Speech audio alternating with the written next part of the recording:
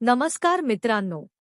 स्टारअपवरील लग्नानंतर होईलच प्रेम या मालिकेच्या पुढील भागामध्ये आपण पाहणार आहोत. जीवा आणि पार दीपकचा शोध घेत असतात आणि तेव्हा त्याला दीपक मिळतो. ते दोघेजण मिळून त्या दीपकला बेदम मारहाण करू लागतात. पार बोलतो, माझ्या बायकोवर घरामध्ये घुसून तू हल्ला केलास, तुझी एवढी हिंमत, असे बोलून तो मारू लागतो. तर जेव्हा हा दीपकला बोलतो, माझ्या बायकोला नंदिनीला तू ठार मारण्याचा प्रयत्न केलास, याची शिक्षा तर तुला भेटलीच पाहिजे, असे बोलून दोघेही त्याला बेदम मारू लागतात. तर इकडे आपण पाहतो, मांडणी ही वसुंधराला विचारते, का होत्या तुम्हाला? आज जे मुलांनी केलं आहे ते आवडलं नाही का? आज पार्थ आणि जेवाने आपापल्या बायकोचे रक्षण करण्यासाठी एका गुंडाला जाऊन ते भिडले आहेत. त्यानंतर आपण पाहतो सर्वजण एकत्र बसलेले असतात आणि नंदिनी ही जीवाला विचारते, या झटीपटीमध्ये तुम्हा दोघांना काही लागले तर नाही ना? आणि तेव्हा काव्या ही नंदिनीकडे पाहू लागते आणि